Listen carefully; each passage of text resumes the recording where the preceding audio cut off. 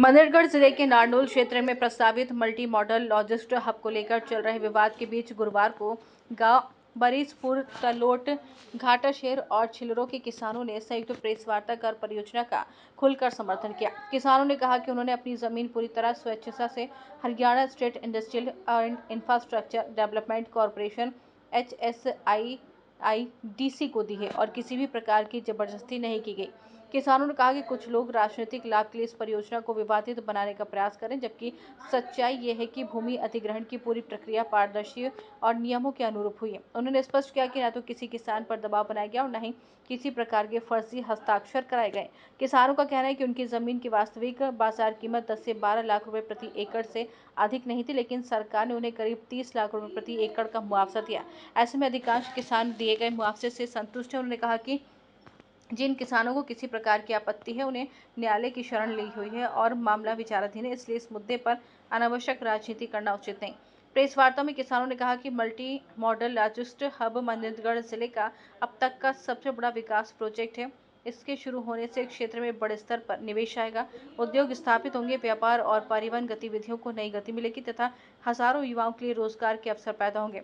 इससे स्थानीय युवाओं को रोजगार के लिए दूसरे शहरों की ओर पलायन नहीं करना पड़ेगा और जिले में आर्थिक विकास की नई दिशा मिलेगी। किसानों ने आरोप लगाया कि कुछ लोग उन्हें आंदोलन में शामिल होने के लिए लगातार गुमराह कर रहे हैं और गांव के भाईचारे को बिगाड़ने का प्रयास कर रहे हैं। उन्होंने कहा कि वे पढ़े लिखे और जागरूक किसान हैं तथा सभी दस्तावेजों को अच्छी तरह पढ़ने और समझने के बाद अपनी जमीन देने का निर्णय लिया है। इस वजह से किया अपने एरिया के अच्छे डेवलपमेंट के लिए। कैसे डेवलपमेंट होगा जी? जैसे ये बीच बीच में हमें आ रहा है कि भाई हमारे यहाँ भ्रष्टाचार हुआ है, रुका हुआ है पूरा का पूरा कार्य है। हम आप लोगों के थ्रू सरकार को एक संदेश देना चाहते हैं कि भाई उसको जल्द से जल्द निपटा के जो हमारे भाइयों की ग्रीवेंसीज हैं या जो भी चीज है जमीन का वो जल्दी निपटाएं। और ये बीच में जो बता रहे हैं कि भ्रष्टाचार ये वैसा कुछ नहीं हुआ है। किस तरह का भ्रष्टाचार बताया जा रहा है? भ्रष्टाचार ये बताया जा रहा है कि भाई पैसा लिया दिया गया है आपस में, किस मामले में पैसा लिया गया है? किसानों की जमीन लेने और देने में, जबकि हमने कोई पैसा नहीं दिया। आपका जब भी मामला आता है लगातार प्रेस कॉन्फ्रेंस शुरू हो जाती है, क्या कहेंगे? वो राजनीतिक कोई चीजें हो सकती हैं।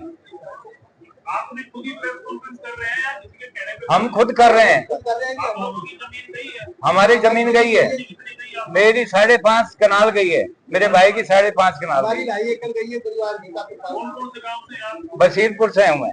आपने? मैं ताजीपुर से, मैं तलोर से होगी। मैं घाटा से। ऐसी क्या नौबत आ गई कि आप मीडिया के सामने आ रहा है? मीडिया के सामने आपस में हम भाई सारे अखबार में जो है सुनते हैं, एक क्या तेजपाल जो है इंजीनियर साहब है, उसने जो है बार बार जो ये कर रहे हैं कि भाई ये जो धोखावार ये कर रहे हैं, ये रुकाने के बदनाम करने के लिए जो ये लोग कर रहे हैं। आपको अगर बढ़ के पैसे मिल जाते तो क्या नुकसान? बढ़ के पैसे मिलते तो इस टाइम तो टाइम नहीं था। अब हमें सरकार चाहे देते तो वो 5 करोड़ रुपए दे दो, हम इनकार थोड़ी करेंगे। हमने जमीन देकर खुशी से दी है, राजू की दी है, हमारी कोई डिमांड नहीं है।